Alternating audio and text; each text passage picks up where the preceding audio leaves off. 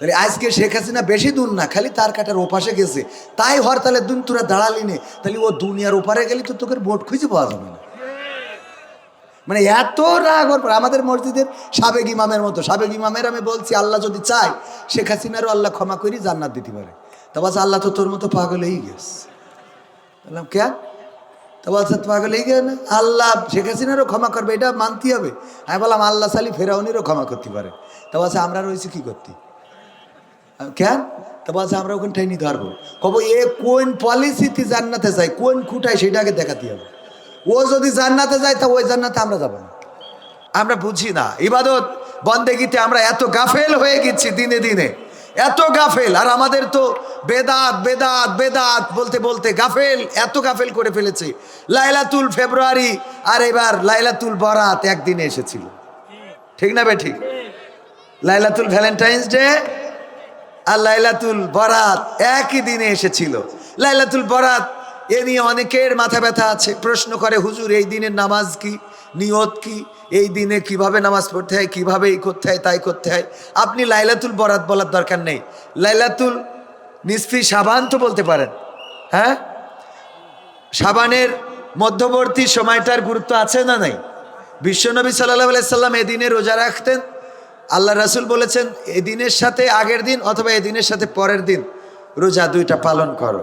তো এইটা নিয়ে হাদিস নাই, এইটা নিয়ে মাথা ব্যথা নাই, এটা করে কেন, এটা নিয়ে মাথা ব্যথা। কিন্তু লাইলাতুল ফেব্রুয়ারি পালন হয়ে গেল, গদখালিতে জ্যাম পড়ে গেল, ফুলের দোকানগুলো সাবার হয়ে গেল, ফুল বাগানগুলো ভরে গেল, কপতি দিয়ে গদখালি রঞ্জিত হয়ে গেল, হলুদ শাড়িতে মুখরিত হলো, লিপস্টিক মাখিয়ে আমাদের তরুণ তরুণীরা তারা তাদের ঠোঁটগুলো প্রদর্শন করালো। এগুলো নিয়ে ফতোয়া দেওয়ার মতো একজন ওলিয়া আলিয়া পাইলাম না, ঠিক না বে ঠিক? এইগুলো নিয়ে ফতোয়া নাই, এইগুলো নিয়ে কোনোদিন মাথা ব্যথা নাই। ওর মাথা ব্যথা লাইলাতুল বরাতে কেন নামাজ পড়ে। আমি কই বেদাত হইলেও পড়বেন, কেন পড়বেন? কারণ যেই সমাজে লাইলাতুল ফেব্রুয়ারি আছে সেই সমাজে লাইলাতুল ফেব্রুয়ারি না করে যারা লাইলাতুল বরাত করে ইবাদতের দরকার নেই, আমলে সলেহ হিসেবে আল্লাহ কবুল করবেন। সব কিছু তো ইবাদত না, সব কিছুতে ইবাদত করার তো দরকার নেই, কিছু আমলে সলেহ তো করার দরকার আছে। কথা কয় না, আমলে সলেহটা বোঝেন কিনা? বাজারে গিয়েছেন, একজন দোকানদার দুইটা পেঁপে নিয়ে বসে আছে। তো এই দুইটা পেঁপে আপনি আপনার বাড়ি দরকারও না, আপনার স্ত্রী পছন্দও করে না, কিন্তু যেই লোকটা নিয়ে বসে আছে দেখলেন যে এই লোকটা মনে হচ্ছে যে একজন অসহায় মানুষ, হয়তো বাড়িতে একটা পেঁপে গাছে দুইটা পেঁপে ধরেছে, সে পেঁপে দুইটা পেড়ে এনেছে, তার জরুরত কোনো কিছু আছে, হতে পারে তার স্ত্রীর হয়তো ওষুধ কিনতে হবে, হতে পারে তার নাতি হয়তো বলেছে দাদা যাচ্ছ বাজারে আমার জন্য মিষ্টি আনবা, তো পকেটে টাকা নাই, গাছ থেকে দুইটা পেঁপে পেড়ে নিয়ে এসে বাজারে বসে আছে। আপনি হৃদয়ের চোখ দিয়ে দেখলেন, কি দিয়ে? হৃদয়ের চোখ দিয়ে এই দুইটা পেঁপের মধ্যে হয়তো কোনো স্বপ্ন বোনা আছে, এরকম থাকে না ভাই? বাড়ির গাছে কয়টা পেয়ারা হয়েছে, এই পেয়ারাগুলো আলহামদুলিল্লাহ আলহামদুলিল্লাহ বলেন আলহামদুলিল্লাহ। এই মনিটরটা একটু বাড়ান, মনিটরটা একটু বাড়ান, মনিটরে তো আমি কিছু শুনি না, মনিটরটা একটু বাড়াই দেন। প্রধান মেহমান আমাদের আজকের শ্রদ্ধাভাজন আমার ওস্তাদজি শায়েখ আব্দুল হাই মোহাম্মদ সাইফুল্লাহ, উনি এসে গেছেন। আপনারা খুশি তো? আলহামদুলিল্লাহ। এই মাহফিলগুলো মানে এরকমই হবে, এশার নামাজের পরে বিশেষ বক্তা উঠে যাবে, বরং আরও তাড়াতাড়ি করা দরকার। মাগরিবের পরে বিশেষ বক্তা উঠবে আর এশার পরে প্রধান বক্তা উঠবে, 10টার মধ্যে মাহফিল শেষ। বাড়ি যেয়ে আরামসে ঘুমাবেন, বর্ষাতে শীতের রাত, এখন তো শীত নাই, শীত চলে গেছে, যাই হোক ফ্যান দিয়েই ঘুমাবেন, এতে কয় বাড়ি বউ নেই, তোকে বউ নেই বলি তো দোয়া করার জন্য আইছি আমরা, আল্লাহ কবুল করুন, বলেন আমিন। তো এই আমাদের প্রধান মেহমান আজকের মাহফিলের মধ্যমণি আমার প্রিয় উস্তাদ, বাংলাদেশের জনপ্রিয় জননন্দিত আলেমে দ্বীন প্রিয় শায়েখ আব্দুল হাই মোহাম্মদ সাইফুল্লাহ হাফিজাহুল্লাহ, উনি এসে গিয়েছেন। আমরা আল্লাহর শুকরিয়া আদায় করে বলছি আলহামদুলিল্লাহ। উনি যথাসময়ে স্টেজে চলে আসবেন।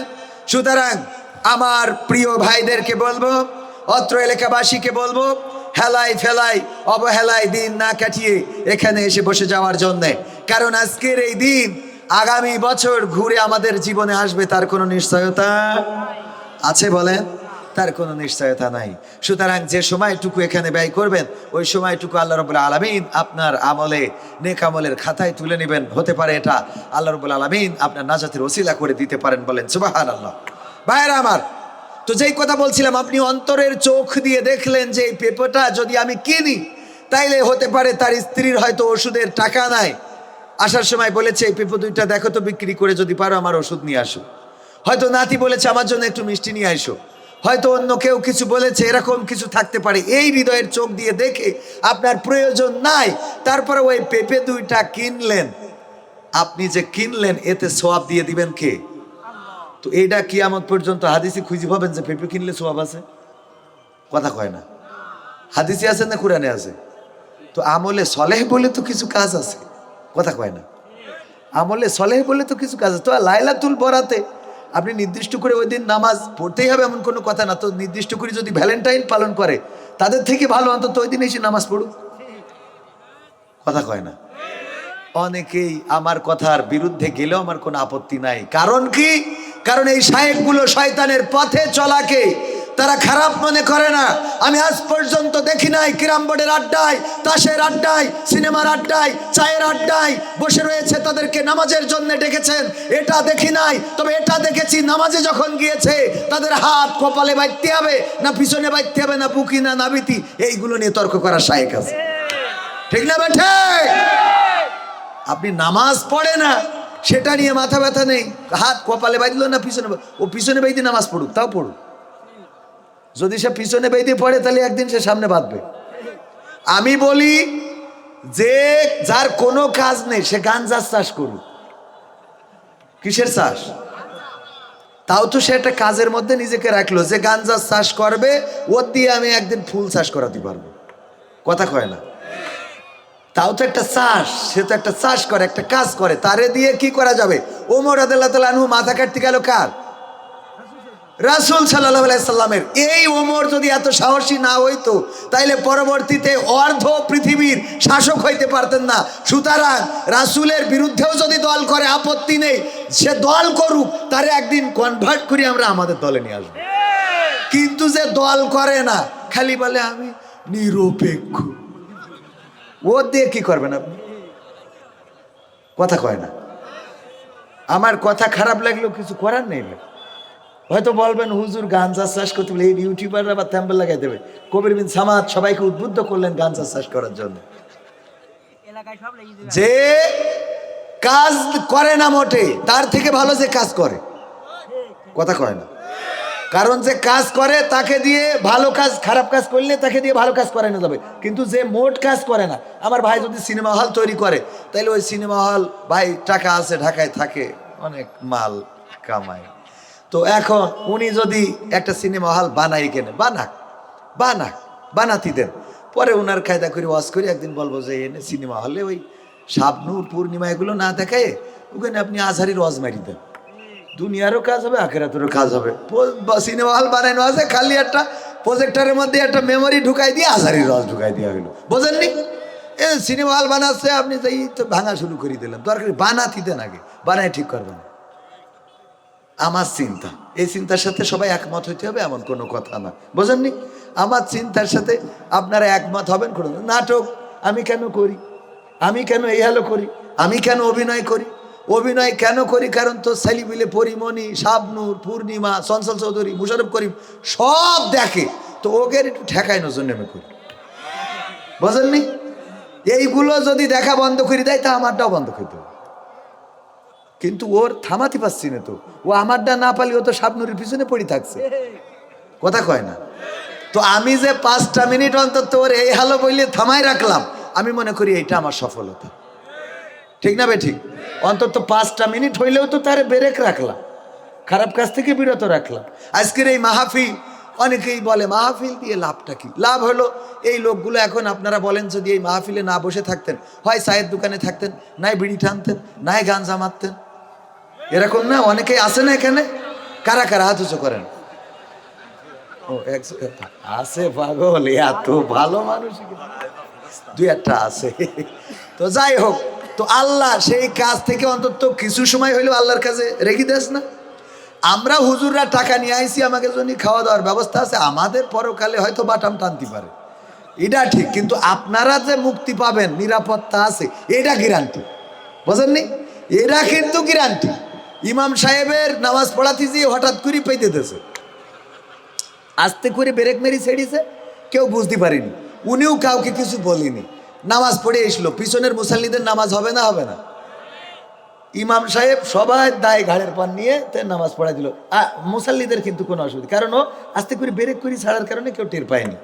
তো আর আমার তো বিশ্বাস যে এরম হয় না তা না, কথা কয় না। আমি কোনোদিন কোনো ইমামের দেখলাম না যে যেই উজু করে আসতি, মানে ও মান সম্মানের ভয়তে উজু করেন, আমার ধারণা আর কি, যদি আমার ধারণা ভুল হয় তাইলে অসুবিধা নেই, কিন্তু এটা হবে না, এটা আমি মনে করি না। আর আল্লাহর ভয়টা এমন হইতে হবে যে ইমাম সাহেব পেতে দিয়েছে, ও কিন্তু চলে আসতে হবে, ও চলে আসবে, কারণ কি? কারণ আল্লাহর ভয়, এতগুলো লোকের দায় কাঁধে কেন নেবে, ঠিক না? তো যাই হোক, যদি নাও আসে, মুসাল্লিদের নামাজ হবে না? হবে না? কবির বিন সামাদের আব্দুল হাই সাইফুল্লাহর উপরে যে বাটাম যা খাই খাক, আপনাদের কোনো অসুবিধা নেই, খুশি তো আপনারা? তাইলে আমরা আলোচনায় কি যাব? আপন আপন বলি শিকারে, কেউ তো আপন হয় না, আপন আপন বলি শিকারে, কেউ তো আপন হয় না, স্বার্থ ছাড়া এই ভুবনে আপন তো কেউ রয় না, স্বার্থ ছাড়া এই ভুবনে আপন তো কেউ রয় না, আপন আপন বলি শিকারে, কেউ তো আপন হয় না, আপন আপন বলি শিকারে, কেউ তো আপন হয় না, স্বার্থ ছাড়া এই ভুবনে আপন তো কেউ রয় না, স্বার্থ ছাড়া এই ভুবনে আপন তো কেউ রয় না। চোখ বুঝিয়া ভাবরে মন, কে তোর আপনজন, ভালোবাসা পাওয়ার জন্যে আছে কি কারণ? চোখ বুঝিয়া ভাব মানুষ, কে তোমার আপনজন, ভালোবাসা পাওয়ার জন্যে আছে কি কারণ? চোখের আড়াল হয়ে দেখিস, চোখের আড়াল হলে দেখিস, তোর কথা কেউ কই না, স্বার্থ ছাড়া এই ভুবনে আপন তো কেউ রয় না, স্বার্থ ছাড়া এই ভুবনে আপন তো কেউ রয় না। কার জন্যে তোর ভালোবাসা, টাকা ঘর আর বাড়ি, মরার পরে কবরেতে রাখবে তাড়াতাড়ি, কার জন্যে এই ভালোবাসা, টাকা ঘর আর বাড়ি, মরার পরে কবরেতে রাখবে তাড়াতাড়ি। বিনা লাভে বন্ধুরে কেউ, বিনা লাভে বন্ধুরে কেউ তুলার বোঝাও বই না, স্বার্থ ছাড়া এই ভুবনে আপন তো কেউ রয় না, স্বার্থ ছাড়া এই ভুবনে আপন তো কেউ রয় না, আপন আপন বলি শিকারে, কেউ তো আপন হয় না, আপন আপন বলো কারে, কেউ তো আপন হয় না, স্বার্থ ছাড়া এই ভুবনে আপন তো কেউ রয় না, স্বার্থ ছাড়া এই ভুবনে আপন তো কেউ রয় না। ঠিক বললাম না বেঠিক বললাম? ওগো আমার ভাইরা, আজকে ছিল এই বাংলাদেশে কঠোর হরতাল। কি হরতাল? কঠোর হরতাল। এটা কোনো রাজনীতির কথা বলার জন্য বলছি না, আর আমি মাহফিলে এসে রাজনীতির কথা বলিও না, প্রয়োজনও নেই, কারণ আমি মহিলা মেম্বারেতেও দাঁড়াবো না, আমার ডিসিশন ফাইনাল। মহিলা মেম্বারেতেও দাঁড়াবো, আমার ডিসিশন ফাইনাল। হ্যাঁ, আমার সিদ্ধান্ত চূড়ান্ত, আমার ভোটে দাঁড়ানোর কোনো প্রয়োজন নাই, কারণ এই দেশে নেতার কোনো অভাব কি আছে? 16 বছর আমরা নেতা পাই নাই, 16 বছর পরে নেতার কোনো অভাব বাংলাদেশে নাই। ওগো আমার ভাইয়েরা, বসন্তের কোকিল পাওয়া যায়, সুদিন আসলে নেতার অভাব হয় না। আমরা দুঃসময়ে থাকতে চাই, আমরা আল্লাহর পথে থাকতে চাই, রাসূলের পথে কথা বলতে চাই। অনেকেই বলে হুজুর গো এখন তো কথা বলে শান্তি পান, আগে 16টা বছর তো কথা বলতে পারেন নাই, কত জুলুম কত নির্যাতন। আমি বললাম ওই সময় কথা বলতে মজা লাগতো, ঠিক না বে ঠিক? ওই সময় কথা বলতে মজা লাগতো। আর এখন তো অবস্থা এমন, জামাতে ইসলাম চিন্তা করে 5 তারিখে বিজয় হয়ে গেছে, আমাদের মাহফিলে যাওয়ার দরকার নাই। আর বিএনপি চিন্তা করে মাহফিলে যাবো কে জন্য, তো আওয়ামী লীগের বিরুদ্ধে কথা বলবে না। আর আওয়ামী লীগ চিন্তা করে এখন গেলি তো আমাদের কুপাকুপি আছে, সুতরাং আমরা যে কি করব, মাঝখানে মাহফিলে শ্রোতা কম না বেশি। আর আগে চিন্তা করতো বিএনপিরা মনে করতো হুজুর যেটা আসবে আওয়ামী লীগের বিরুদ্ধে কথা বলবে আমাদের ভাল লাগবে। আর আওয়ামী লীগ চিন্তা করতো যাই অন্তত হুজুরের কন্ট্রোল করার জন্য হলেও পাশে বসে থেকে একটু বলবো যে মুরব্বী। হ্যাঁ, এইটার জামাত ইসলাম সহ অন্যান্য ওলামায়ে কেরাম চিন্তা করতো আমাদের ইমানি দায়িত্ব যাওয়া। আর 5 তারিখের পরে মনে করছে এখন এসব কিছু আমরা না করলেও হবে, অনেক কিছু হয়ে গেছে, এখনো কিছুই হয়। যদি কিছু হতো তাইলে ওই যে কোথায় যেন কুমেটে না কোন জায়গায় ভার্সিটিতে আজকে কুপাকুপি হয়েছে, আমার ছাত্রদেরকে রক্তাক্ত করা হয়েছে, যেই দলের ব্যানারে রক্তাক্ত করেছে, আমরা সেই দলকে বলতে চাই দয়া করে আপনাদের ব্যানারে এমন কাজ হবে জাতি এটা প্রত্যাশা করি। কথা কয় না, কুমেটে মনে হয়, হ্যাঁ কুয়েটে, কুয়েট বিশ্ববিদ্যালয়ে যে রক্তাক্ত হয়েছে, রক্তক্ষয়ী সংঘর্ষ, সাধারণ ছাত্রদের উপরে চড়াও হয়ে তাদেরকে রক্তে রঞ্জিত করা হয়েছে। এই মাহফিল থেকে প্রতিবাদ জানাচ্ছি, এই বাংলাদেশে বাক স্বাধীনতা, কথা বলার স্বাধীনতা এনেছে ছাত্র জনতা, সেই ছাত্রদের পরে যদি হামলা করা হয়, ছাত্র জনতা কেন বাংলাদেশের সচেতন কোন নাগরিক এটা মেনে নিবে না? আর যারা এই কাজগুলো করছে তারা কারা? ওরা কারা খুঁজে বের করা লাগবে। নাকি তারা মুখোশ পরিহিত, তারা বিভিন্ন দলের ব্যানারে অন্যায় অপরাধ করতে চায়? ও আমার ভাইয়েরা, এই দেশে এখন অন্যায় এতটাই বেড়ে গেছে। গত 16 বছর, এই 16 বছরের মধ্যে আমি তো 2019 থেকে মাঠে ময়দানে, করোনার পর থেকে বলা যায় 20-21 থেকে মাঠে ময়দানে, কোনোদিন আমার গাড়িতে আক্রমণ হয় নাই, কোনোদিন আমার গাড়ি ভাঙচুর হয় নাই।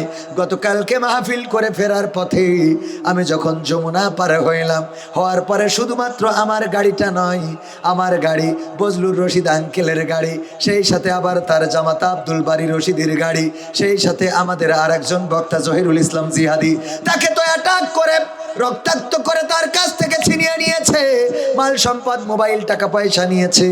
আমার গাড়িতে হঠাৎ করে কি যেন ব্লাস্ট হলো, মনে হলো আমার টায়ার বাস্ট হয়েছে কিনা, দাঁড়াতে যেয়ে আবার দাঁড়ালাম না, চিন্তা করলাম টায়ার বাস্ট হইলে তো গাড়ি অন্তত খারাপ ভাবে চলতো।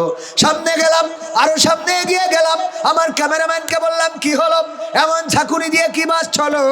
গ্লাস খুলে দেখে আমার গাড়িতে ইট মেরেছে। ওগো আমার ভাইয়েরা, চিন্তাই বেড়ে গেছে, চুরি বেড়ে গেছে, ডাকাতি বেড়ে গেছে। গতকাল চৌগাছায় একজনের বাড়ি গোয়ালের তালা ভেঙে 5টা গরু চুরি করে নিয়ে গিয়েছে। এই কাজগুলো চলছে। আমার গাড়িটা নষ্ট, আমার গাড়িটা নষ্ট বলতে খারাপ হয় নাই, কিন্তু কিছু কাজ বাড়িয়ে দিয়েছে। ওদের চিন্তা হলো দূর থেকে ঢিল ছুঁড়ে মারে, গ্লাসে লাগে, মানুষের মাথায় লাগে, কপাল ফাটে, কপাল কাটে, অনেক সময় গাড়িতে এমন জায়গায় লাগে ইঞ্জিন বিকল হয়ে যেতে পারে। আর যদি বিকল হয়ে যায়, সামনে দাঁড়িয়ে যায়, ওই ডাকাতগুলো আসবে, চিন্তাই করবে। গত 16 বছর এমন কোন আক্রমণের শিকার আমি হই নাই, এখনো হইলাম। তার কারণটা কি? তার কারণ আমাদের বোঝা শেষ, এই দেশে এমন চক্রান্ত চলছে, মানুষেরা যেন বলে আগেই তো ভালো ছিলাম। কথা বোঝেননি? উদাহরণ দিলে বুঝবেন।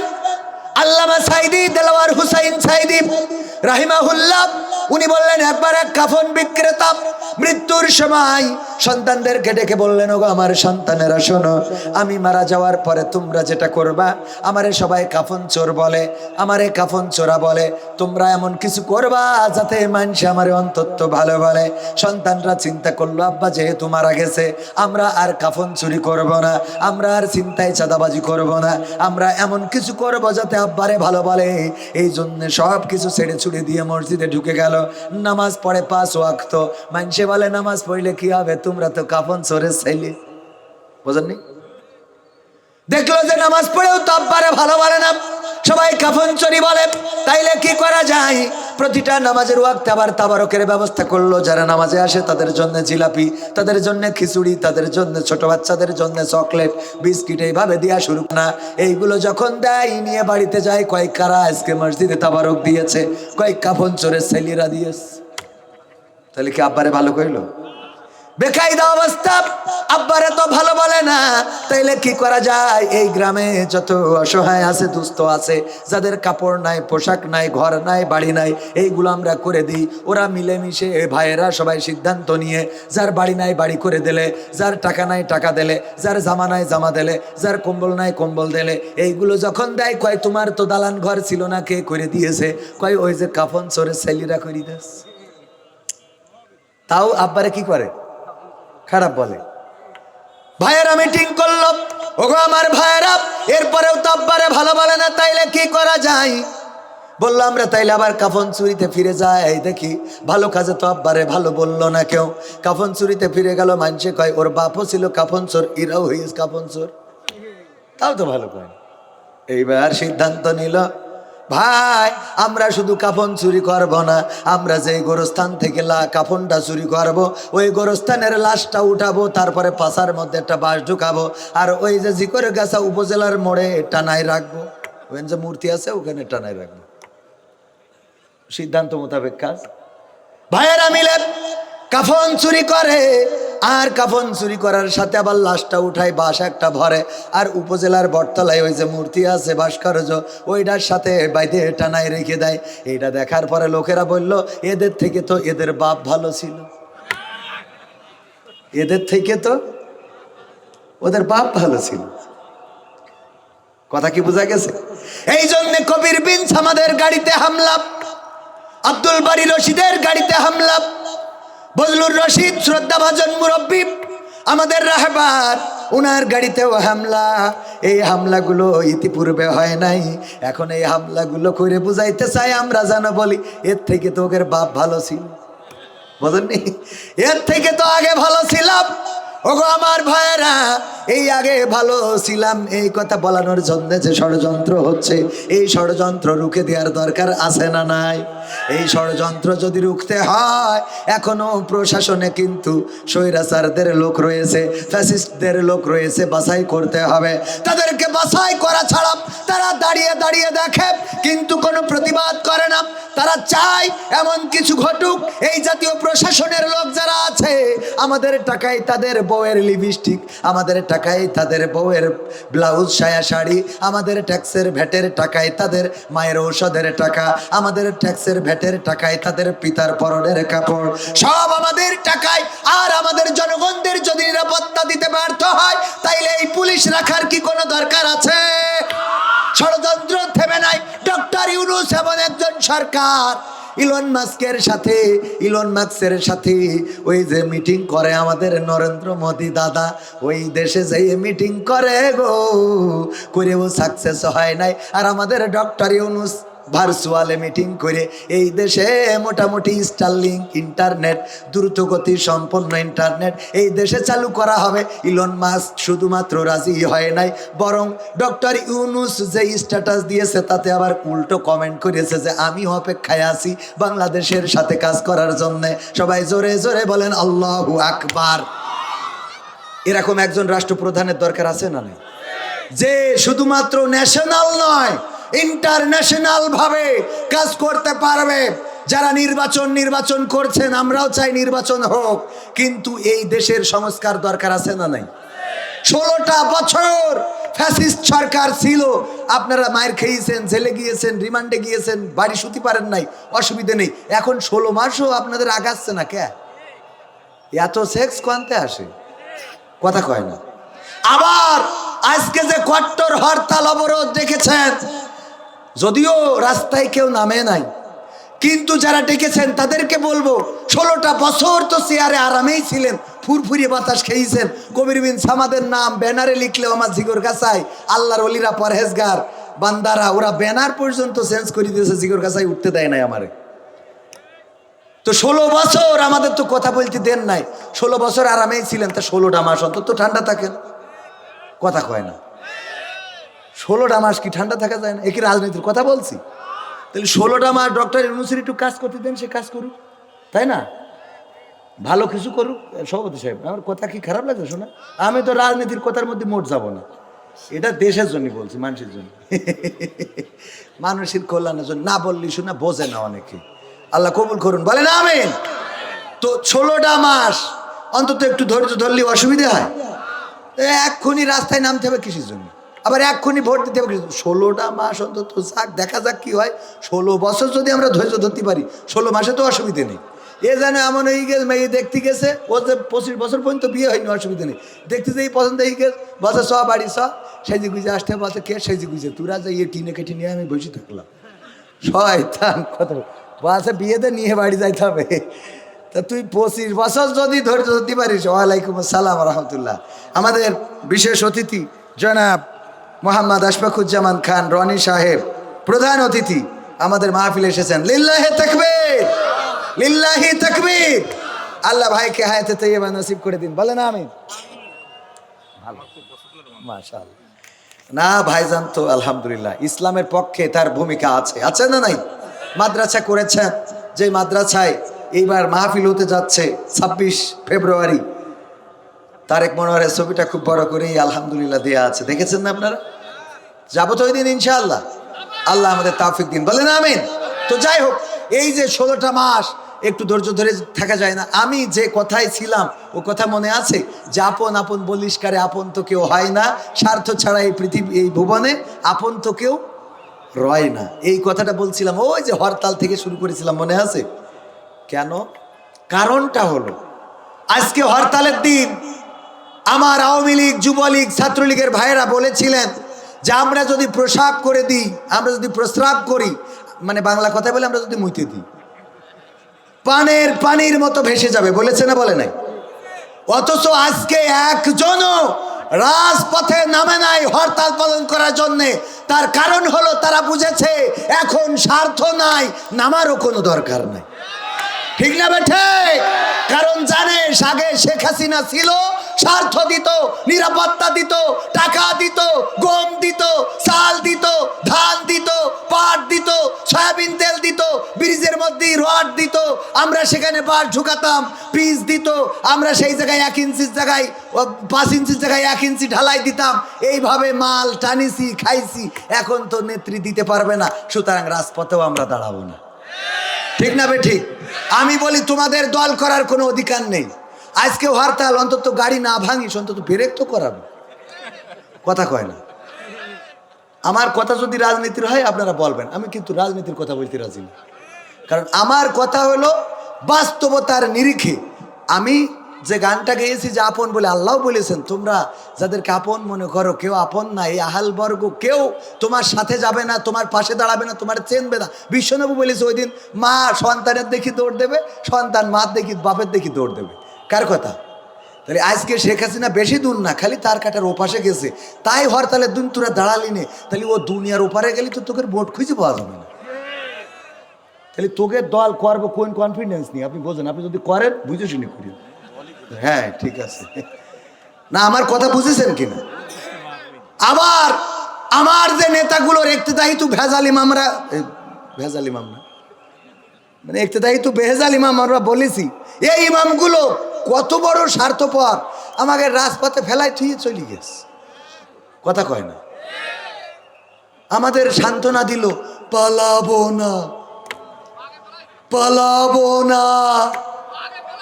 আবার তারা চলে গেল রাজপথে, এমনকি আমরা সাংবাদিকদের রিপোর্ট হলো যে শেখ হাসিনা এবং সংসদ সদস্যরা চলে যাওয়ার পরেও অনেক নিবেদিত প্রাণ আওয়ামী লীগের কর্মীরা রাজপথে প্রতিহত করার চেষ্টা করেছে। ওরা তখন পর্যন্ত জানে না যে মাল চলে গেছে, বোঝেননি? তাহলে এই কর্মীগুলো যে রাজপথে ফেলাইছি আজকে জেল হামলা মামলা, আমি তো এগুলোর বিরোধী ভাই। এ আছে না নাই? ঘরে শুতে পাচ্ছে না, বাড়িতে ঘুমাতে পাচ্ছে না। ধরিন এই যে ডেভিল অপারেশন ডেভিল হ্যান্ড শুরু হয়েছে, এটা হওয়ার পরে আমার ইউনিয়নেও কত মানুষ সরল সুজা আওয়ামী লীগ আল্লাহর ওলি পীর পরেশগার এটা ঘরে ঘুমাইতে পারছে না। আমি তো এটার বিরোধী ভাই। আমি কেন বিরোধী? কারণ নিরপরাধ মানুষ ঘরে ঘুমাতে পারবে না, তা হবে না। কথা কয় না? অপরাধী যারা তাদের ধরি কাঠি খোলেন, কোনো অসুবিধা নেই, কিন্তু নিরপরাধীদের হয়রানি করা যাবে? করা যাবে? তবে এটা সত্য যে এই বাংলাদেশে প্রেক্ষাপট চেঞ্জ হওয়ার পরে আওয়ামী লীগ যা ধারণা করেছিল তার ধারের কাছেও কিন্তু যায়নি। ঠিক না বে ঠিক? আমি বলবো যে এর ধারের কাছে না, আরও অনেক কিছুই হবে না যদি আপনারা শান্ত থাকেন। নেত্রী যদি ভাষণটা না দিত, অনলাইনে যদি মিটিংটা না করতো, তাইলে আজকে বঙ্গবন্ধুর স্মৃতি বিজড়িত বাড়িটা আমাদের হারাতে হতো না। ঠিক না বে ঠিক? কারণ মাঝে মাঝে গায়ে গু লাগলে কাদা মাখতে হয়। গায়ে যদি গু লাগে তাহলে কি করতে হয়? কাদা মাখতে হয়, যাতে করি অন্তত গুড় গন্ধটা ঢেকে যায়, বোঝেননি? তাহলে আমাদের যেহেতু হাতে কিছু রক্ত আছে, পিলখানার রক্ত, ছাত্র জনতার রক্ত, আলেম ওলামার রক্ত, তাওহিদি জনতার রক্ত, তারপরে নির্যাতন, খুন, গুম, অপহরণ, এগুলো আছে না নাই? আছে। যেহেতু এত কিছু করেছি, অন্তত কিছুদিন চুপ থাকি, থেকে দরকার হলে এখন নারায়ে তাকবীর স্লোগান দেবে, নারায়ে তাকবীর, আল্লাহু আকবার, বাংলাদেশ বাংলাদেশ জিন্দাবাদ। বিএনপি সমাবেশে যেই বলছে জয় বাংলা, বলেন আপনি ঠিক বললাম কিনা? আপনি কোন? আপনি আমি বললো নাই কবেন যে মিছে কথা বলছে। এই ঠিক না বে ঠিক? তুই ওখানে যেই অন্তত বাংলাদেশ জিন্দাবাদ কর, ওখানে যেই বলছে জয় বাংলা, আমার ভুল হয়ে গেছে, বাংলাদেশ জিন্দাবাদ হবে। তাহলে সহ্য না করি পারা যায়? আল্লাহ কবুল করুন, বলেন আমিন। তাহলে কি শুরু করবো? এগুলো আমার ভূমিকার কিছু কথা স্মরণপুর পড়ছে। ও আর একটা কথা ভূমিকায় বলি রাখি আপনাদের সচেতন করার জন্য। গত 2 দিন আমি মাহফিল পরিচালনায় ছিলাম। যদিও আমার মাহফিল ছিল দুইটা, একটা চাঁদপুরে একটা সাতক্ষীরায়, দুইটা মাহফিলে যাওয়ার সুযোগ হয় নাই। আদ্দিন ফাউন্ডেশনের মাহফিল টাঙ্গাইলে, আমার স্যারের শ্বশুরদের গ্রামে, টাঙ্গাইল এই গোপালপুর ভুয়া ডুবাইলে। তো এই 2 দিন পরিচালনায় প্রথম দিন আল্লামা মামুনুল হক ছিলেন, দ্বিতীয় দিন বদরুল রশিদ আঙ্কেল এবং মুহতারাম রফিকুল ইসলাম মাদানী ছিলেন। গতকালকে মাহফিলে আসার সময় আমার স্যার আকিজ, মরহুম আকিজ রাহিমাহুল্লাহর বড় সন্তান শেখ ডাক্তার মহিউদ্দিন হাফিজাহুল্লাহ, উনার পকেট থেকে উনার ফোনটা সরে মারি দিয়েছে। স্টেজে ওয়াজ হচ্ছে, চোর চুরি করলে হাত কেটে দেওয়ার আকিজ কোম্পানির বড় ছেলের পকেট থেকে চোরে মোবাইল হয়েছে। চিন্তা করা যায় আমরা এই ওয়াজ করি দেশ পরিবর্তন করতে পারবো? সম্ভব? ওয়াজ হচ্ছে যে চোর চুরি করলে হাত কাটার বিধান, আর পরকালে যা আছে তা তো আছে। এর মধ্যে আকিজ কোম্পানির বড় ছেলে ডাক্তার শেখ মহিউদ্দিন স্যারের পকেট থেকে ফোন উঠিয়ে নিয়েছে। এমনকি ওই মাহফিলের আয়োজনে ছিলেন আদ্দিন ফাউন্ডেশন, এত বড় একটা মাহফিল আয়োজন করলেন, মানুষ এত অকৃতজ্ঞ, এত বড় নেমো খারাপ যে ওখান থেকে পকেট থেকে মোবাইলটা চুরি করে নিয়েছে। আবার আকিজের মেজে ছেলে জনাব ডাক্তার শেখ মহিউদ্দিন রাহিমাহুল্লাহ, উনি ইন্তেকাল করেছেন। উনার জানাজায় আমি দাঁড়ানো, আমার পাশে স্যার দাঁড়ানো, তার পাশে আমি রামজা দাঁড়ানো, আমার পকেট থেকে আল্লাহর ওলি জানাজায় এসে ফোন নিয়ে গেছে। কোন জামানায় আমরা আসলাম? এইগুলো কি ওয়াজ দিয়ে ভালো করা যাবে? ওয়াজ দিয়ে ভালো করা যাবে? এইগুলো ভালো করার জন্য কি লাগবে? আল্লাহর কোরআনের আইন। এই কোরআনের আইন, চোর যদি চুরি করে হাত কেটে দাও ঘেসাং করে, দেখবেন যে 2-5টার কাটার পরে চোর চুরি করা তো দূরের কথা, ও মোটামুটি মানে অন্য যাই করি, ভিক্ষে করি খালু, অন্তত চুরি করবে না। ঠিক না বে ঠিক? এই জন্য কোরআনের আইনের দরকার আছে না নাই? রাজপথে দেখেছি মোটর সাইকেলে যাচ্ছে, বাইকে জোরে চালানোকে কেন্দ্র করে অথবা মানে খারাপভাবে চালানোকে কেন্দ্র করে রিকশার সাথে ধাক্কা লেগেছে বা কোনো কিছু ঘটেছে, এটাতে বাধা দেওয়ার কারণে এই কিশোর গ্যাংয়ের সদস্যরা ওই দারামদা না কি দা কয়, আমি তো এইসব দা চিনিও না, এইসো এই দিয়ে কুপাকুপি শুরু করেছে, স্ত্রীকে ঢাল হিসাবে ব্যবহার করলো, সামনে স্ত্রীকে দিয়ে স্বামী আত্মরক্ষা করেছে। আবার নারীরাও দেখেন যে স্বামীকে পিছনে রেখে সামনে বুক পেতে দিয়েছে, মারো আমাকে মারো, আমার স্বামীকে না। অথচ স্ত্রীর সাথে খারাপ ব্যবহার করে মানুষ আছে না নাই? যে স্ত্রী যখন কোপ দিচ্ছে সজোরে, স্ত্রী স্বামীকে পিছনে রেখে সামনে, যে আমি মারা যাই কিন্তু স্বামী নিরাপদে থাক। তবে সব স্ত্রী এত আল্লাহর ওলি না, দু একটা আছে আবার চিন্তা করে যে আমি যেহেতু ওর সাথে দৌড় দেবো, তাই এর কি করি লাইন নিয়ে শেষ করা যায়, দুনিয়া থেকেও তেজ মারি থুয়ে তারপর হাঁটা দেয়। ঠিক না বে ঠিক? আছে না এরকম? আলহামদুলিল্লাহ, আপনি তো বেঁচে গেছেন, যাক শুক্রিয়া। এরকম আছে না নাই? ভাইরা আমার, আমি ধন্যবাদ জ্ঞাপন করছি ওই এলাকার জনগণের, যারা এই দুইজনকে ধরে গণধুলাই দিয়েছে। শুধু গণধুলাই নাই, কার্যকারী বিচার দরকার। আমাদের মাথায় রাখতে হবে, অন্যায় যেখানে প্রতিবাদ সেখানে আইন হাতে তুলে নিতে নিষেধ করব, কিন্তু দেয়ালে যদি পিঠ থেকে যায় তাইলে আইন হাতে নেওয়া ছাড়া রাস্তা নেই। মনে থাকবে আপনাদের? পুলিশকে ফোন দিচ্ছেন, পুলিশ আসছে না, কারণ ওরাও চায় যে যেন বলে আগেই তো ভালো ছিল, বোঝেননি তো? তখন আপনি আইনের ভরসায় বসে থাকবেন, তাহলে তো হায়াত শেষ। কথা কয় না? এই জন্যে তখন আইন হাতের মধ্যে বাকারি দরকার আছে না নাই? মনে থাকবে ইনশাআল্লাহ। শরণপুর পশ্চিমপাড়া 1 নম্বর জামে মসজিদ ও এলাকাবাসীর উদ্যোগে ৭ম বার্ষিক ঐতিহাসিক তাফসিরুল কোরআন মাহফিলের শ্রদ্ধাভাজন সভাপতি জনাব মোহাম্মদ আবু বকর সিদ্দিক হাফিজাহুল্লাহ, বিশিষ্ট ব্যবসায়ী ও সমাজসেবক এবং উপদেষ্টা অত্র মসজিদ, উনি ঢাকাতেই থাকেন এবং আলহামদুলিল্লাহ আল্লাহ রাব্বুল আলামিন ওনাকে সামাজিক সম্মান দান করেছেন। আল্লাহ যেন এই সম্মানকে আরো বাড়িয়ে দেন, বলেন আমিন। এছাড়া আজকে উপস্থিত আছেন প্রধান অতিথি জনাব মোহাম্মদ আশফাকুজ্জামান খান রনি, আরো অনেক সম্মানিত বিশেষ অতিথি রয়েছেন। এসেছিলেন আমার শ্রদ্ধাভাজন পিতৃতুল্য ওস্তাদ জি অ্যাডভোকেট গাজী এনামুল হক, যিনি অ্যাডভোকেট সুপ্রিম কোর্ট ঢাকা এবং আমাদের যশোরেও প্র্যাকটিস করেন। আল্লাহ রাব্বুল আলামিন আমাদের মুহতারামকে হায়াতে তাইয়্যিবা নসিব করে দিন, বলেন আমিন। আলোচনা করবেন আমাদের প্রিয় ভাই আব্দুল হাই মোহাম্মদ সাইফুল্লাহ হাফিজাহুল্লাহ। এছাড়া আরও অনেকেই আলোচনা করেছেন। আমার সামনে উপবিষ্ট দিনদার ইমানদার মুসলমান ভাই বাবাজিরা, পর্দার অন্তরালে মা এবং বোনেরা, সবাইকে আনুষ্ঠানিকভাবে সালাম জানাচ্ছি, আসসালামু আলাইকুম রহমতুল্লাহ। আল্লাহর শুকরিয়া আদায় করছি যে মহান রব দয়া করে মায়া করে আমাদেরকে মানুষ হিসাবে সৃষ্টি করেছেন। আজকের এই মাহফিলে সকল ব্যস্ততা থেকে আসার বসার তৌফিক দান করেছেন, সেই মহান মনিবের শুকরিয়া আদায় করে পড়ছি আলহামদুলিল্লাহ। আলহামদুলিল্লাহ যেভাবে পড়লেন মনে হলো আপনারা আল্লাহর পরে সন্তুষ্ট না। আল্লাহর পরে কি সন্তুষ্ট আপনারা? সন্তুষ্ট কেন হবেন না? পা থেকে মাথা পর্যন্ত কত নিয়ামত আল্লাহ দিয়েছেন। আল্লাহ যদি এই দাড়িটা না দিতেন তাইলে আমি ওয়াজ নামক ব্যবসাটা করতে পারতাম না। কথা কয় না? এই দাড়িটা না থাকলে বলতো যার দাড়ি নেই ওর ওয়াজ করা বা কি, তাই না বলে? এই দাড়িটা আল্লাহ আমার কি বাচ্চা খেলাতে দিয়েছে না একটু বড় হওয়ার পরে দিয়েছে? আল্লাহ নিয়ামত অনেকের নেই, এরা আছে না? আল্লাহ দাড়িটা দিয়েছেন, চোখ দিয়েছেন দেখার জন্যে।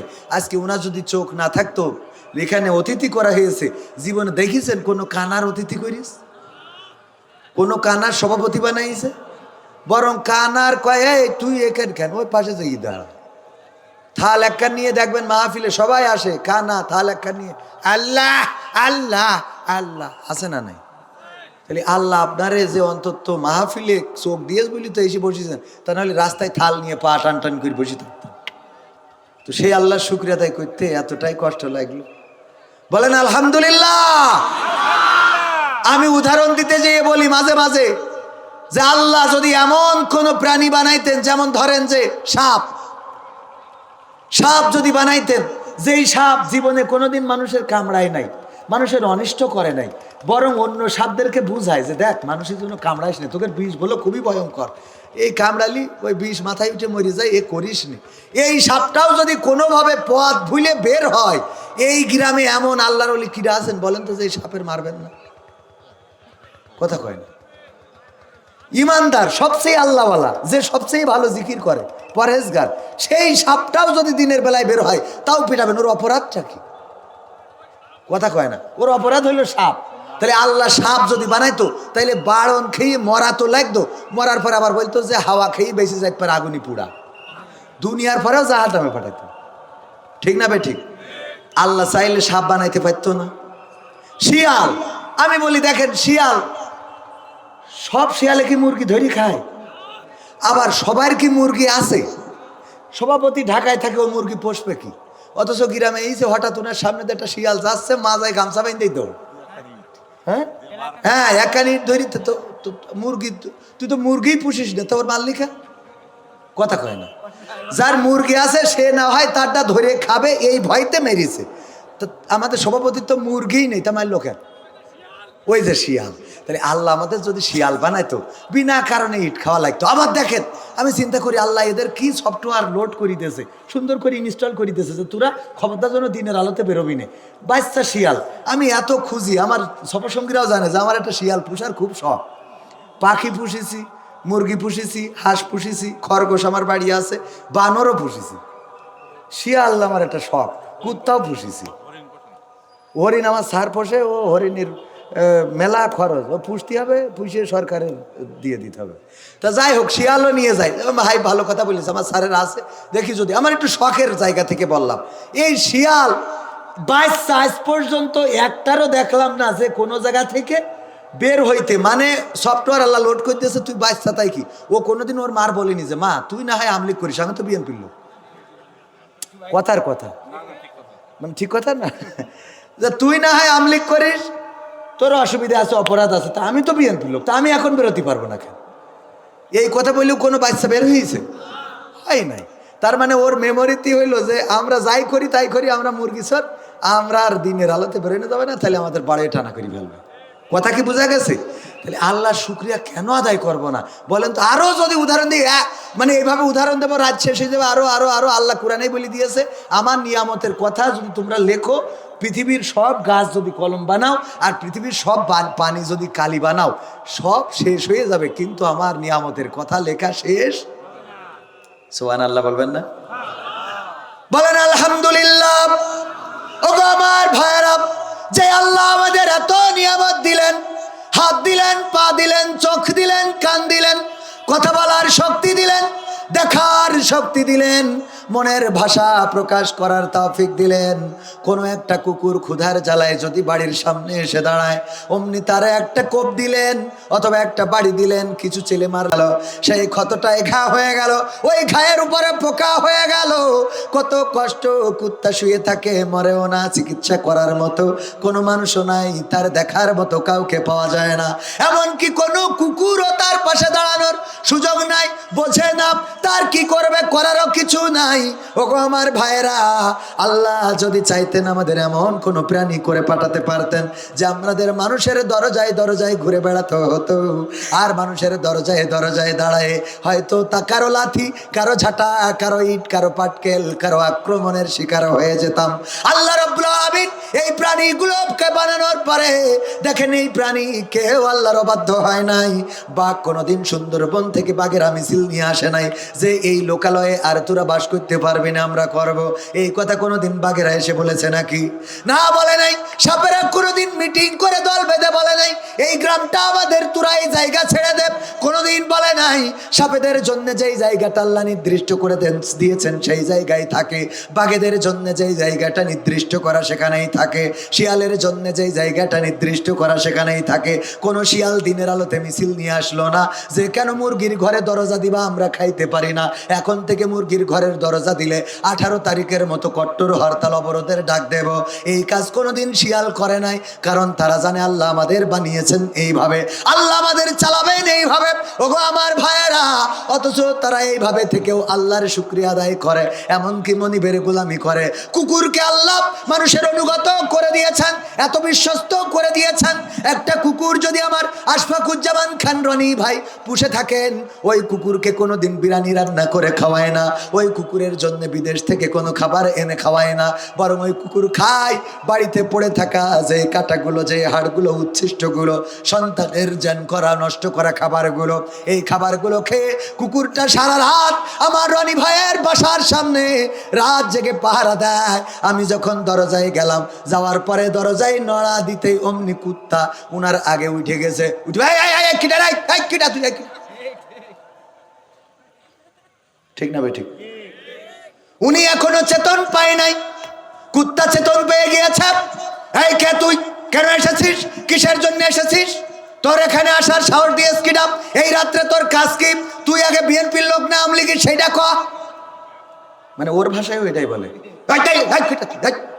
কোন দলের লোক আগে সেটা। যদি আমি কিছু না বলে আবার দরজায় টুকা দিতে থাকি অথবা ঢুকার চেষ্টা করি, কুত্তা আমার দিকে এগিয়ে আসবে না আসবে না? মালিক যখন ডাক শুনলো, আশফাকুজ্জামান খান রনি উঠে চলে আসলো। না জানি বাড়ি থেকে এসেছে। আসার পরে যদি দেখে কবির বিন সামাদ, আচ্ছা ঠিক আছে বিএনপি জামাত এখন তো ফাইট চলছে ভালোই, চললেও অসুবিধা নেই, আমাদের সাথে ভালো সম্পর্কটা ভালো, এই জন্য কবির বিন সামাদ জামাতের লোক হলেও অসুবিধা নেই। আস্তে করে কুকুর, এই কুকুর একটা ধমকের পরে আর একটা বারের জন্যে আমার সাথে খারাপ আচরণ করবে? শুধু একটা ধমকে খারাপ আচরণ বন্ধ হয় না, আরো কিছু হয়। সেটা কি জানেন? ওই কুকুরটা খালি কাচুমাচু কইতে থাকে, লেজ পাছার মধ্যে নিয়ে আস্তে করে বলে আমার ভুলেই গে, আমার ভুলেই গে, বলে না আমার ভুলেই। যতক্ষণ পর্যন্ত মালিক স্বাভাবিকভাবে না আসে ততক্ষণ পর্যন্ত ওর অপরাধ বোধ কাজ করতে থাকে যে আমার মালিক আমি ভুল করে ফেলেছি, রং নাম্বারে ডাইল মারা হয়ে গেছে। ঠিক না বেঠে? ওগো আমার ভাইয়েরা, এই কুকুরটা উচ্ছিষ্ট খেয়ে কতটা অনুগত।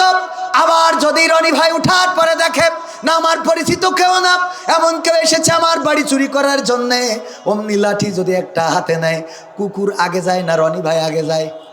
কুকুরটা আগে চলে যায়। ওই মানুষটা যদি জঙ্গলের মধ্যে ঢুকে যায়, রনি ভাই না ঢুকলেও কুকুরটা জঙ্গলের মধ্যে পর্যন্ত চলে যায়। একটু হাড় খাওয়ার পরে, একটু কাটা, একটু উচ্ছিষ্ট খাওয়ার পরে যদি একটা কুকুর তার মালিকের এত অনুগত হয়, আমরা যে রবের থেকে জীবনটা পাইলাম।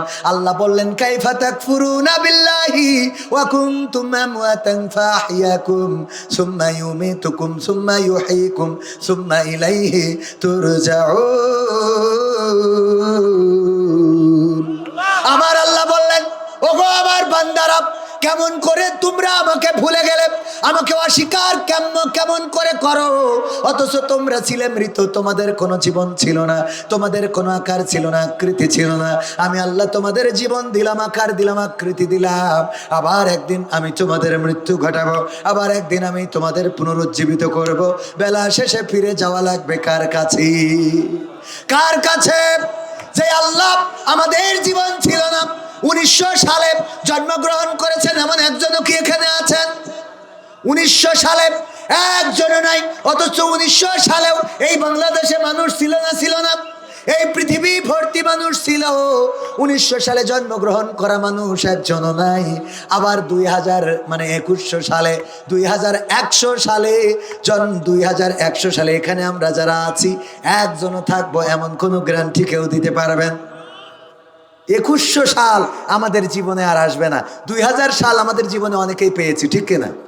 2000 সাল পেয়েছি, কিন্তু 2100 সাল আমাদের জীবনে আসবে না। যদি আসেও তাও দেখবেন যে টাওয়ার আছে কিন্তু নেটওয়ার্ক পাচ্ছে না। মানে জীবনটা আছে কিন্তু চাচা কনে যাবেন, মানে দাঁত পড়ি সে জিগর গাছাও ভালো করে বের হবে না মুখ থেকে, ঠিক না ঠিক? আরো নেটওয়ার্ক যদি চলে যায়, জিজ্ঞেস করবেন যে চাচা দুপুরে কি দিয়ে খেলে, তোমার চাচি বললো যে শাড়িটা ছিঁড়িয়ে গেছে, হাঁকু তাই যাচ্ছি জিগর গাছা মুখ। মানে একটা বলবেন আর একটা শুনবে, তাই না? বল, তাইলে দুনিয়া নেটওয়ার্ক আপ ডাউন করবে। তাইলে দুনিয়ার পরে এই যে আল্লাহ আমাদের নিয়ামত দিলেন, বানালেন, পাঠালেন, উঠাই নেবেন, আল্লাহর শুকরিয়া আদায় করি না ভাইরা আমার? মারা যাওয়ার পরে তো তার কাছেই দাঁড়াতে হবে। আল্লাহ বলবেন ইকরা কিতাবাকা কাফা বিনাফসিকা আল-ইয়াওমা আলাইকা হাসিবা। ওগো আমার ভাইরা, শুধু তাই নয়, বইটা দেখাতে চাইলাম। আল্লাহ বলল পড়ো তোমার কিতাব, পড়ে তুমি তোমার হিসেব করার জন্য নিজেই যথেষ্ট। এই কিতাব আল্লাহ ধরাই দেবে। শুধু তাই না, একজন মারা যাওয়ার পরে যদি ফোনটা চেক করেন তাইলে বোঝা যায় আল্লাহর বান্দা কোন দিকে যাবি, ঠিক না বেঠি? দুনিয়ার পরে খালি ফোনটা চেক করলে বোঝা যায়। আমার তো মনে হয় আমি একটা হাদিসে পড়েছিলাম, কোনো ব্যক্তির মৃত্যুর সময় এসে গেলে আল্লাহ একটা তদন্ত টিম পাঠায়, তদন্ত কমিশন। তারা আসে, ফেরেশতারা এসে তদন্ত করে এই বাড়িতে যায় নামাজ আছে কিনা, টুপি আছে কিনা, তসবি আছে কিনা, সে ভালো কাজ করেছে কিনা, বাড়িতে অন্যায় কোনো কিছু আছে কিনা, এবং এইগুলো নিয়ে যে রিপোর্ট করে যে না এই বান্দার বাড়িতে গিয়েছিলাম, তার রিপোর্ট ভালো, সে নামাজ পড়ে রোজা করে, ভালো মানুষ। তো এই কথা বললে তার রূহটা নিয়ে যাওয়ার সময় ফেরেশতারা ওয়েলকাম জানাতে থাকে, দাঁড়িয়ে যায় দুই পাশে এবং ওয়েলকাম জানায়। আর রিপোর্ট যদি হয় খারাপ, যে এর বাড়ি গেলাম টেলিভিশন হাফিজাহুল্লাহ আছে, কি টেলিভিশন শরীফ আছে না নাই, টেলিভিশন শরীফ সিরিয়াল শরীফ দেখে, তারপরে বাড়ি কোরআন শরীফ নেই, তারপরে মোটামুটি নায়ক নায়িকার নাম সব মুখস্থ, দিয়ালে পোস্টার লাগানো শাবনূর সালমান শাহেদের, এইগুলো রিপোর্ট যখন করে তখন আজাবের ফেরেশতারা হাতুল নিয়ে দাঁড়ায় থাকে আর কয় যা কুপান দিচ্ছি, খেলা হবে আর একটুকুন ওয়েট কর। হাদিসে পড়া, মৃত্যুর খবর বইয়ে পড়া, অনেকেই আবার দলিল খুঁজবেন তো, মৃত্যুর খবর বইটাতে পড়েছি ভাইয়েরা আমার। তো আমার মনে হয় এখন ফেরেশতাদের এসে ঘর বাড়ি মারি চেক করা লাগবে না, ও যদি বটতলায়ও থাকে মোবাইলটা চেক করে চলে গেলেই হবে। কথা বোঝেননি মনে হয়, কারণ বাড়ি ফোন তার আসার দরকার নেই, ওই হাতের ফোনটা চেক করলি, এ কোন আল্লাহর ওলি কোন রং নাম্বারে ডায়াল করে, কার সাথে রাত্রি কথা বলে, কয় মিনিট কথা বলে, কথা কয় না। বিলকিস কেমন আছো? আরে আমার বিলকিস আছে না নাই? আজকালকের ছেলেরা বই নিয়ে আর বসে না, ও বাবা গুগলে সার্চ করিয়া পড়ি। ওরে কালের মেয়েরা কোরআন হাদিস ধরে না, এখনকার মা বোনেরা কোরআন হাদিস পড়ে না, ও আল্লাহ টিকটকে ভিডিও ওরা করে। আজকালকের ছেলেরা বই নিয়ে আর বসে না, গুগলে সার্চ করিয়া পড়ি। আগের সময় প্রেম করিলে সভাপতি বলতো পাইছো কি, এখন বলে শখ করিয়া বাবু তুমি খাইছো কি। আগের সময় প্রেম করিলে আমার মুরব্বীরা বলতো পাইছো কি, এখন বলে শখ করিয়া বাবু তুমি খাইছো কি। লজ্জা শরম নাই আইলাম কোন জামানাই, লজ্জা শরম নাই আইলাম কোন জামানাই, ভবিষ্যৎ দেখি অন্ধকারে। আজকালকের ছেলেরা বই নিয়ে আর বসে না, ও বাবা মোবাইলে সার্চ করিয়া পড়ি।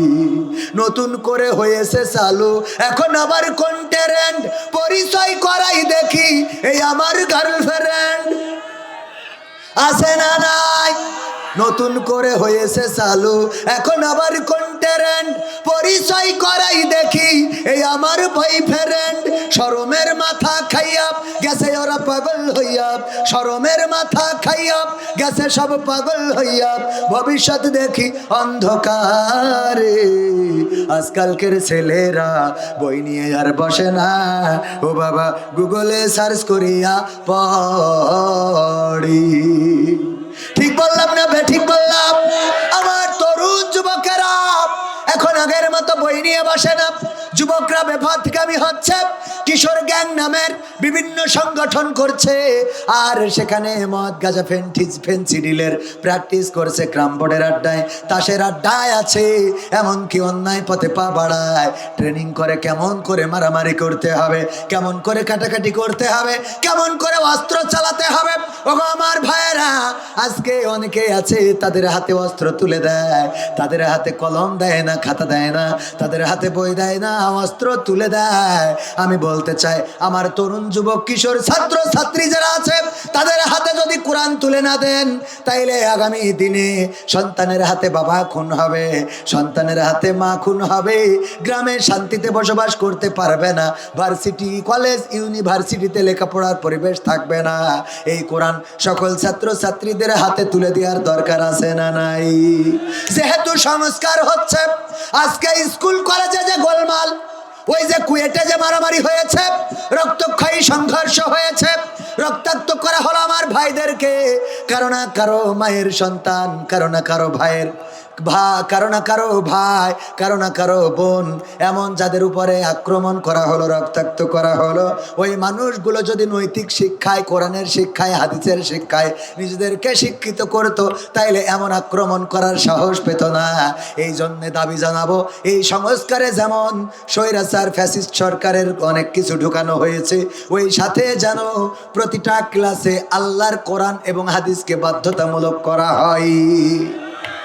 এই দুইটা বাধ্যতামূলক করলে সমাজটা কেমন করে পরিবর্তন হবে? যদি উদাহরণ দিই, পাবনায় যাওয়ার পরে একজন যুবক পত্র চিঠি দিয়েছে, হুজুর প্রশ্ন দিয়েছে আমার কাছে, হুজুর গো, আমার একটা ডার্লিং ছিল, আমি তার সাথে প্রেম করেছিলাম, করার পরে এই ডার্লিং নামাজ পড়ে না, রোজা রাখে না, পর্দা করে না, এই ডার্লিংটা আল্লাহর পথে চলে না। আমি তারে বুঝালাম, দেখো ভালো কাজ করতে হবে, নামাজ পড়তে হবে, রোজা করতে হবে, এর জন্যে ওর হাতে কোরআন তুলে দিলাম, হাদিস তুলে দিলাম, ইসলামী বই তুলে দিলাম, ফাতেমা, খাদিজা রাদিয়াল্লাহু তাআলা আনহা, আয়েশা রাদিয়াল্লাহু তাআলা আনহা, মরিয়ম, আসিয়া আলাইহিস সালাম সহ অনেক মানুষদের জীবনী তুলে দিলাম। দেওয়ার পরে এখন ওই মেয়ে ভালো হয়ে গেছে, পর্দাশীল, নামাজি, রোজাদার, পরহেজগার, এমনকি নফল রোজা, ইবাদত বন্দেগী সব করে, এখন আর আমার সাথে প্রেম করে না। হুজুর বলেন এর জন্যে ওর গুনাহ কেমন গুনাহ হবে, আর পরকালে কেমন জাহান্নামে থাকবে, একটু বলেন, চিন্তা করা যায়? হুজুর এর জন্য ও কেমন দায়ী হবে, যেহেতু আমি তারে নামাজি ছিল না, রোজাদার ছিল না, আল্লাহওয়ালা ছিল না, পর্দানশীল ছিল না, আমি তারে বানাইছি, প্রেম করে ভালো করেছি, এখন আমার সাথে প্রেম করতে চাই না। হুজুর বলেন এর জন্য ওর গুনাহ কেমন গুনাহ হবে? আমি বললাম, ভাই রে, খাল কেটে কুমির তো তুমি ডেকে নিয়ে আসিস। খাল কেটে কি কারণ কি? যখন কোরআনে পেয়েছে আল্লাহ বলেছেন, ওয়াকরনা ফি বুয়ুতিকুন্না ওয়ালা তাবাররাজনা তাবাররুজাল জাহিলিয়াতিল উলা, ওগো নারীরা পর্দার মধ্যে থাকো, জাহেলি যুগের মেয়েদের মতো সাজুগুজু করে নিজেদেরকে প্রদর্শন করে বেড়ায়ও না। এই কথা শোনার পরে, এই কথা জানার পরে বলেন কোনো মেয়ে কি আর সাজুগুজু করে নিজের দেখায় বেড়াবে? যখন হাদিসই পেয়েছে, আল্লাহর নবী বলেছেন, ওগো নারীরা, তোমরা পর্দা করো, পর্দার মধ্যে এমন ভাবে থাকো যেন তোমাদের মাহরাম ব্যক্তি ছাড়া কেউ না দেখে। যদি কেউ দায়ুস হয়ে যায়, তাইলে আমি নবী পরকালে সুপারিশকারী হব না। এই কথা যখন কোন নারী জেনে যাবে, বলেন সে ওই 14 জনের বাইরে কারোর সাথে কি দেখা করবে নাকি? দেখা করবে না। ফাতেমার জীবনীতে আছে, আল্লাহর নবীর কন্যা ফাতেমা রাদিয়াল্লাহু তাআলা আনহা উহুদের ময়দানে আল্লাহর নবী যখন আহত হয়েছেন, দান্দান মুবারক শহীদ হয়ে গেছে, মাথার হেলমেট ভেঙে মাথায় ঢুকে গিয়েছে, চারিদিকে খবর ছড়িয়ে গেছে আল্লাহর রাসূল শহীদ হয়ে গিয়েছেন। এই খবর শোনার পরে ফাতেমা রাদিয়াল্লাহু তাআলা আনহা বাড়ি থেকে দৌড় দিয়েছেন। উহুদের ময়দান মসজিদে নববী থেকে বেশি দূরে নয়, এখন তো বিল্ডিং হয়ে যাওয়ার কারণে ঘুরে আসা লাগে, আগে শর্টকাটে আসা যেত। ওগো আমার ভাইয়েরা, ফাতেমা রাদিয়াল্লাহু তাআলা আনহা যখন পৌঁছালেন, আল্লাহর নবী বললেন, ওগো ফাতেমা, কেন এসেছো তুমি উহুদের ময়দানে? ফাতেমা রাদিয়াল্লাহু তাআলা আনহা বললেন, নবী গো, ওগো আমার পিতা চারিদিকে খবর ছড়িয়ে গিয়েছে, আমার পিতা আখেরি জামানার পয়গম্বর, আর পৃথিবীর পরে বেঁচে নাই, উহুদের যুদ্ধে শহীদ হয়েছেন। এই খবর শোনার পরে আমি আপনার কলিজার টুকরা কেমন করে বাড়িতে বসে থাকি গো। এই জন্য আমি ছুটে এসেছি উহুদের ময়দানে, আমার বাবা কেমন আছে খবর নেওয়ার জন্য। আল্লাহর নবী বললেন, ওগো ফাতেমা, তুমি কি জানো নাকি তোমার বোরখার মধ্যে ছেঁড়া আছে?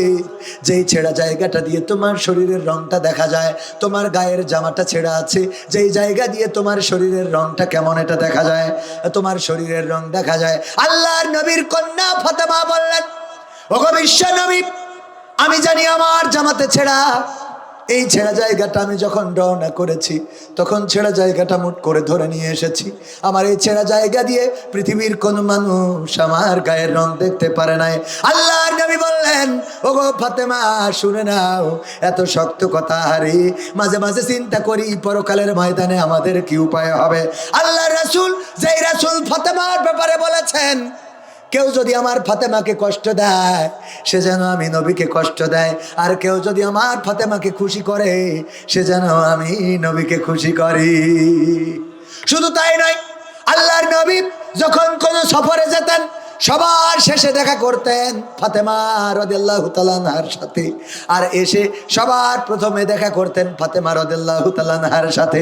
শুধু তাই নয়, যখন আল্লাহর নবী ইন্তেকাল করেছেন, ফাতেমা রাদিয়াল্লাহু তাআলা আনহা খুব করে কান্নাকাটি শুরু করলেন।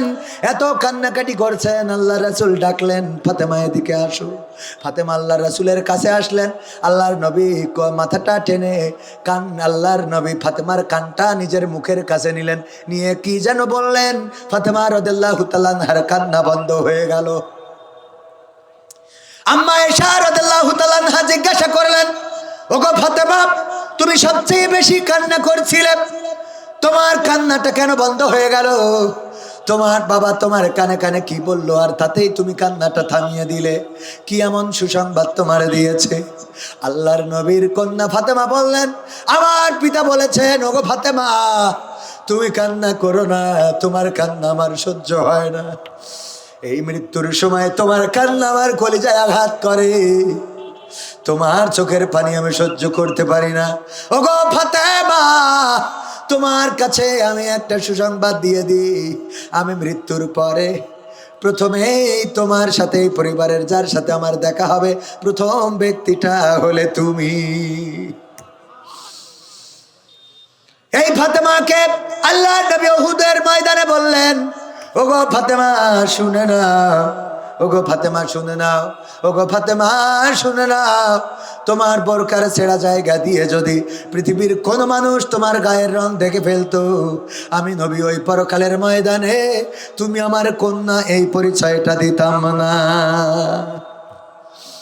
নবীর কন্যা ফাতেমার গায়ের রং পৃথিবীর মানুষ যদি দেখে ফেলতো, আল্লাহর নবী নিজের কন্যার পরিচয় দিতেন না।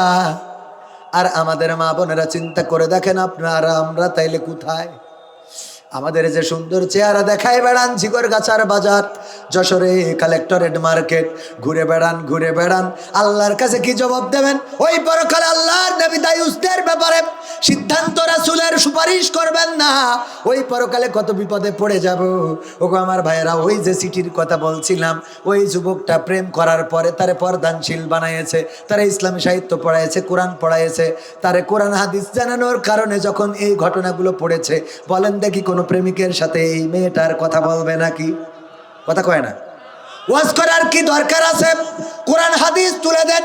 কোরআন হাদিস যদি আমার ছাত্রদের পড়াতে পারেন, কোরআন হাদিস যদি আমার ছাত্রদের কম্পালসারি করে দেন, তাইলে এই ছাত্রগুলো এমন ভাবে বেড়ে উঠবে যে এই ছাত্রগুলো আর মারামারি কাটাকাটি করবে না, জেনা করবে না, ধর্ষণ করবে না, ওই জাহাঙ্গীরনগর বিশ্ববিদ্যালয়ে ছাত্রলীগের নেতার মতো ধর্ষণের সেঞ্চুরি করে অনুষ্ঠান করবে না।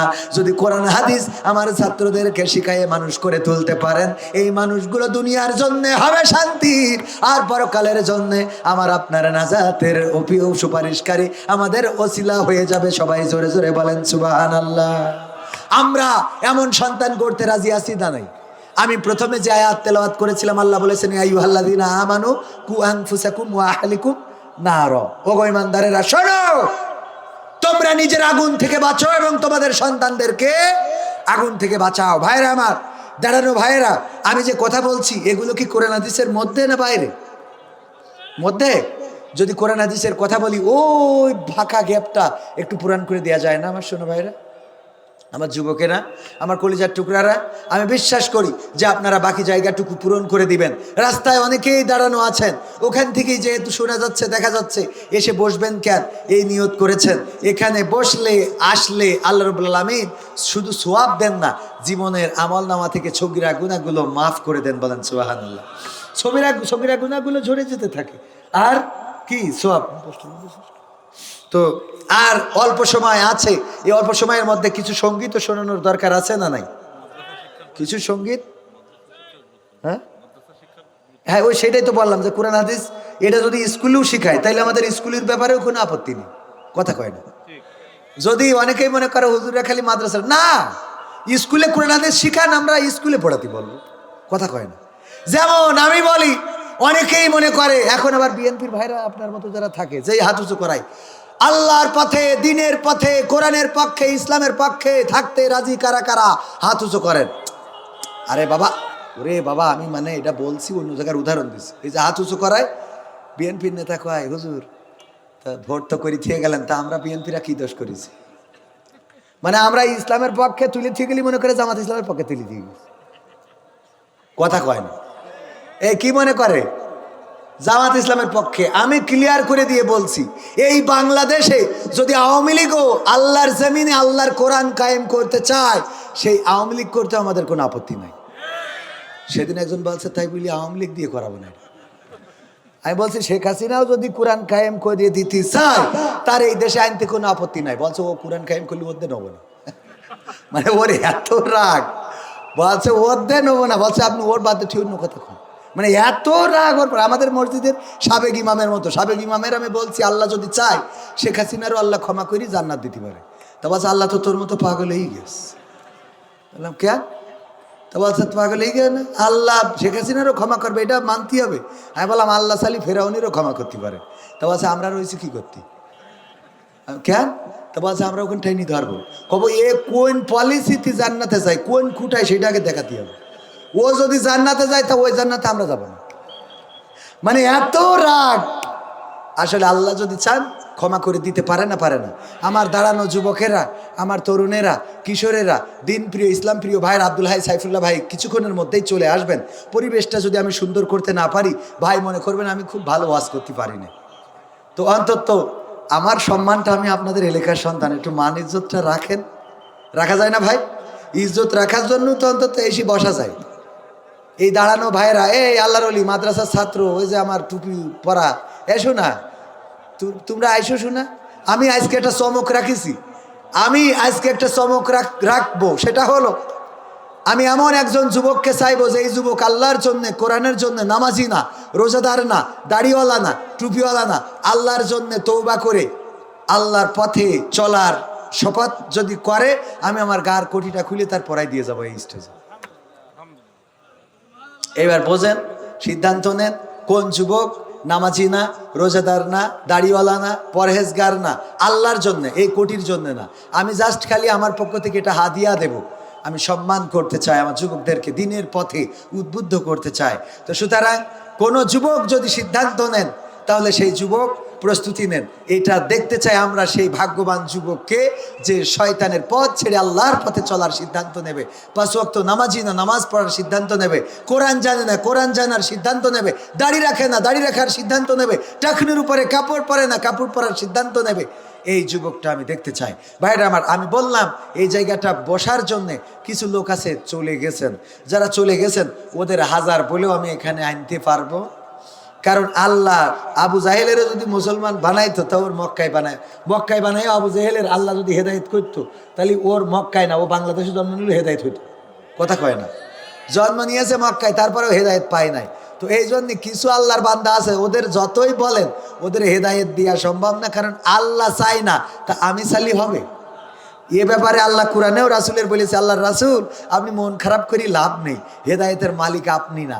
আপনি কারোর ধমক দিয়েও হেদায়েত করতে পারবেন না, কারোর দোয়া করেও হেদায়েত করতে পারবেন না। আল্লাহ যদি তার না চায়, আল্লাহ নবী চাচা আবু তালিব সেও কালেমাটা পড়ে যেতে পারে নাই। কথা ঠিক না বেঠিক? এখন আপনি যদি আবু জাহেল, আবু লাহাব, উতবা সাইবার দলের লোক হন, তো আমার ওয়াজে তো আমি লাইনে আনতে পারবো? ক্ষমতায় কেউ স্থায়ী হয় না, হোক না সে হাসিনা কিবারে না, সে আরটা চিরকাল থাকে না। ক্ষমতায় কেউ স্থায়ী হয় না, মুজিবুর বেশি দিন থাকেনি, জিয়াউর কেউ তো রাখেনি। এরশাদ চলে গেছে পৃথিবী ছেড়ে, এরশাদ চলে গেছে পৃথিবী ছেড়ে, কেউ আজ তার কথা কয় না। ক্ষমতায় কেউ স্থায়ী হয় না, হাসিনা ক্ষমতা ধরে রাখতে আয়না ঘর বানিয়েছিল, জনগণের রোশানলে দাদার দেশে পালিয়ে গেল। হাসিনা ক্ষমতা ধরে রাখতে আয়না ঘর বানিয়েছিল, জনগণের রোশানলে দাদার দেশে পালিয়ে গেল। ডিবি হারুনের পাশে আর, ডিবি হারুনের পাশে আর পরিমণিদের দেখা যায় না। ঠিক না বেঠে? ক্ষমতায় কেউ স্থায়ী হয় না, হোক না সে হাসিনা কিবা রেহেনা, সে আরটা চিরকাল থাকে না। ঠিক না বেঠে? থাকে। সম্মানিত ভাইয়েরা, গানটা গেয়েছি রাজনীতি নিয়ে নয়, বরং একটা বিষয় বোঝানোর জন্য গেয়েছি। সেটা হলো শেখ হাসিনা দেশ থেকে যাওয়ার পরে আওয়ামী লীগের অফিসে আগুন দিয়েছে না দেয় নাই? নৌকা ভেঙেছে না ভাঙে নাই? মূর্তি ভাস্কর্য ভেঙেছে না ভাঙে নাই? বঙ্গবন্ধুর যত মূর্তি ছিল রেখেছে একটা? আওয়ামী লীগের কার্যালয়, এমনকি বঙ্গবন্ধুর স্মৃতি বিজড়িত শেখ রাসেল, শেখ জামাল, শেখ কামাল, শেখ হাসিনা, শেখ রেহেনা, শেখ ফজিলাতুন্নেসা, বঙ্গবন্ধু শেখ মুজিবুর রহমান, এ তার স্মৃতি বিজড়িত ধানমন্ডির বাড়িটাও ভেঙে ফেলেছে। ঠিক না বেঠিক? একটা জায়গায় হাত দেয় নাই। বলেন তো কোন জায়গা? হ্যাঁ, কবরস্থান। তো বিএনপিও করে না। মডেল মসজিদ, মডেল মসজিদ কেউ ভাঙে নাই। বুঝলেন? কথা কয় না। মডেল মসজিদের দিকে তাকালেই কিন্তু শেখ হাসিনার কথা মনে হয়। যাই বলেন তাই বলেন, আপনার খারাপ লাগলো, আমি সত্যি কথা বলছি। মনে হয় না যে এই মসজিদটা তার হাতে হয়েছে, যেভাবেই হোক হয়েছে, আলহামদুলিল্লাহ। কথা কয় না। এই মসজিদ কি ভেঙেছে? মসজিদ ধরেন ধানমন্ডি ভেঙে ফেলিয়েছে, ভাষণ দেশ তাই, এরপরে বলিছে যদি আবার ভাষণ দেয় তাহলে আরও ভাঙবে। কিন্তু এই মসজিদে কেউ হাত দিতে পারবে? তাহলে শেখ হাসিনা 16 বছরে কিছু করুক আর না করুক, মসজিদটা করে গেছে যেই কাজটার জন্যে, অন্তত এই মসজিদগুলো যতদিন আছে ততদিন গুনাহ যা হয় হোক, অন্তত ওই মসজিদে নামাজ পড়লে কিছু সওয়াব তো পাবে। কথা কয় না। কুরআন হাদিস যদি সত্য হয়, কেউ যদি বলে যে না পাবে না, এই সওয়াব কাজে লাগুক আর না লাগুক পরের কথা, কিন্তু পাবে এটা নিশ্চিত।